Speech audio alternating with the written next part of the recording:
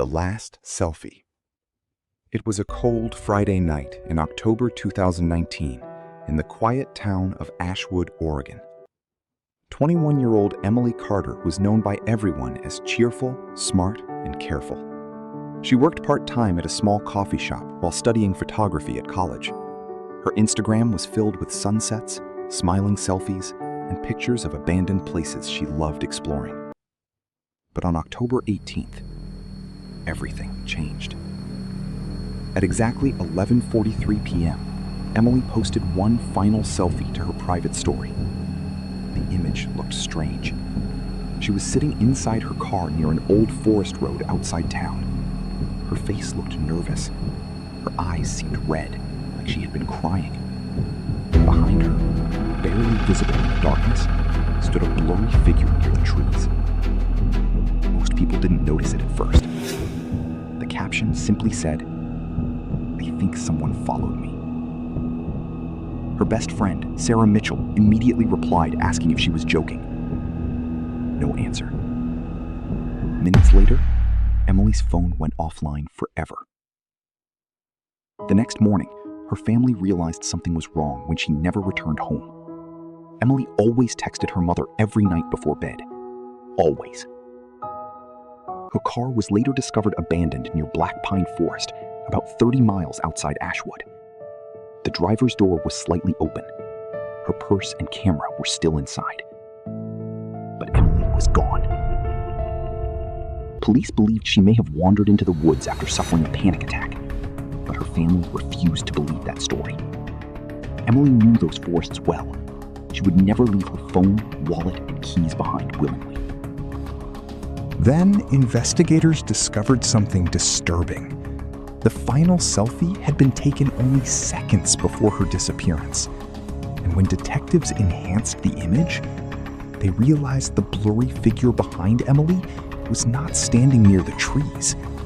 It was standing directly beside her car, watching her.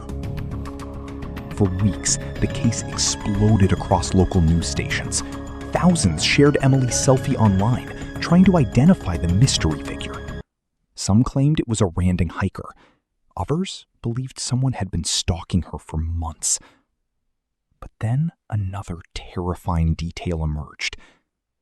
Emily had called 911 shortly before vanishing.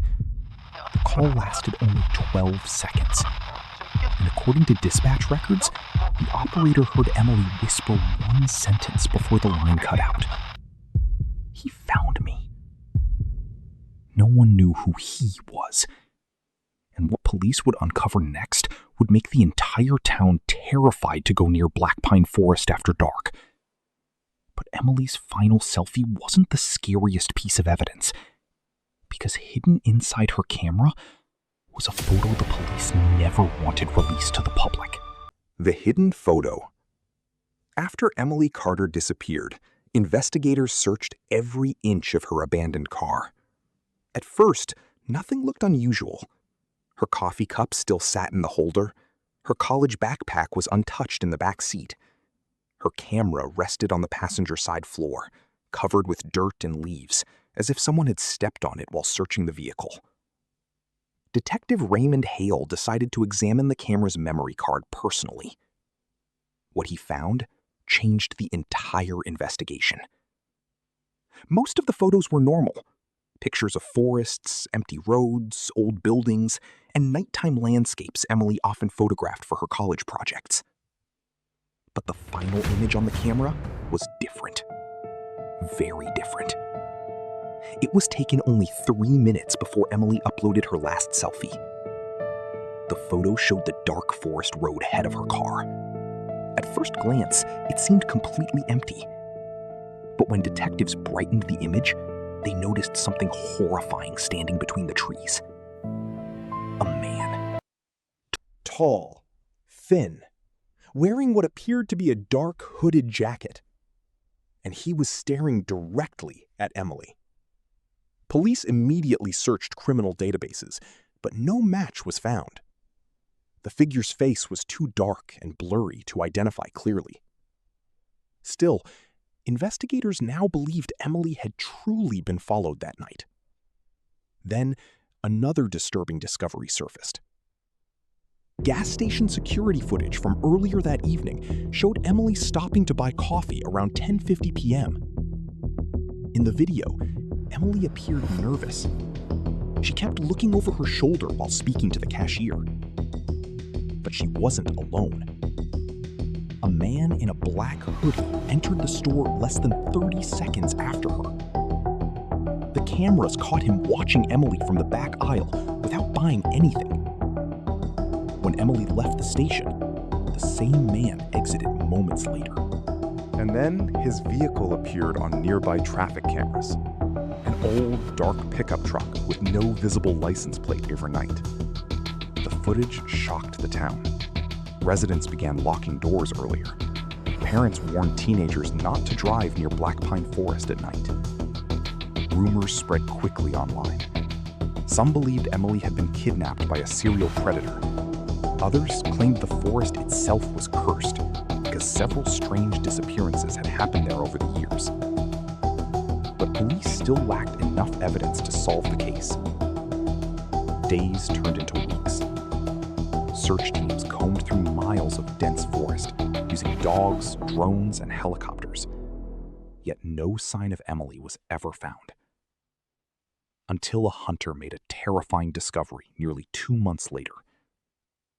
Deep inside the woods, investigators found Emily's silver necklace hanging from a broken tree branch. Below it were fresh boot prints leading deeper into the forest. And beside those footprints was something that made detectives freeze. Another photograph. This one showed Emily sitting inside a small cabin, looking terrified.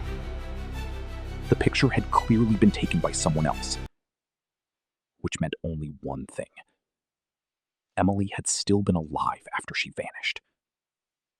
But the abandoned cabin hidden inside Black Pine Forest held secrets far darker than anyone imagined. And investigators were about to uncover evidence connected to multiple disappearances, dating back over 20 years. The cabin in the woods. After the second photo was found, police stopped treating Emily Carter's case like a simple missing person report. Now it was a full criminal investigation. Search teams were sent back into Black Pine Forest with a new focus: find the cabin from the photo. But the forest was huge and confusing. Thick trees, no clear paths, and areas where even GPS signals failed. Still, after 3 days of searching, one officer finally spotted something unusual. A small wooden cabin hidden deep between tall pine trees. It was almost invisible unless you were standing right in front of it. The door was slightly open. Inside, everything looked abandoned, but not empty for long. There were signs someone had recently been there. A blanket on the floor, empty food cans, and most disturbing of all, scratches on the wooden walls, as if someone had been trying to escape. Then, they found blood, fresh enough to suggest recent activity. Detective Hale carefully examined the area and discovered something even worse: a hidden basement under the cabin floor. When they opened it, the smell of damp air and old wood hit them immediately. Inside the basement, they found broken camera equipment, torn clothing, and several photographs of different young people. Some of them were never reported missing. That's when everything changed. This wasn't just about Emily anymore. This place had been used before. Multiple victims. But Emily was still missing. The search continued deeper into the forest, but no one was prepared for what they would find next. A second structure, even older, with chains fixed to the walls. And carved into the wood were dates. Different years, different names. Emily's name was the most recent one carved. And beneath it, a new message had been scratched recently. She saw too much. The case was no longer just a disappearance. It was a pattern. And the person behind it was still somewhere in the forest. But what detectives discovered about the man in the black hoodie would reveal a truth so disturbing, it changed how the entire town saw Black Pine Forest forever. The man who was never there. After the discovery of the second structure, investigators launched the biggest manhunt in Ashwood history. Roads near Black Pine Forest were blocked. Search helicopters circled daily. Officers tracked every possible exit route. But there was one major problem. No one could identify the man in the black hoodie. Until a breakthrough came from an unexpected place. A retired park ranger named Daniel Moore contacted police. He had worked near Black Pine Forest over 15 years ago. He said something chilling. "I've seen that figure before, but not as a person." At first, detectives didn't understand. Then Daniel explained something that made the room silent. Years ago, a man named Victor Lane lived near the forest edge. He was a quiet, isolated survivalist who rarely spoke to anyone. After a wildfire incident in 2008, Victor was believed to have died in the forest. But no body was ever found. Daniel believed Victor never actually left the forest. He survived and adapted, living off-grid for years, hidden in abandoned structures deep in the woods.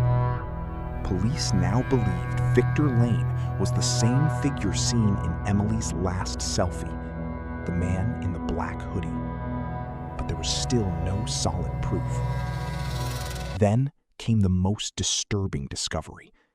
Hidden inside Emily's recovered phone backup was an audio file. It was recorded automatically during her final moments. At first, it was only heavy breathing. Then, a soft voice in the background. Close. Very close. A man whispering, "You shouldn't have come here." Then, silence, followed by footsteps. Running. And the recording ended. Emily's last confirmed moment was no longer a mystery. She had run, and someone had chased her. But what police found deep underground beneath the forest floor would finally reveal Emily's fate and expose a truth no one in Ashwood was prepared to hear. The underground truth.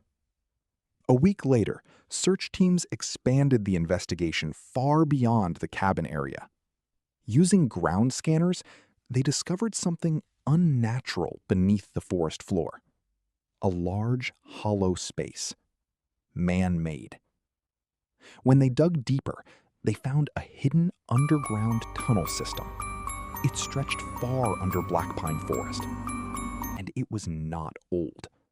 It was maintained.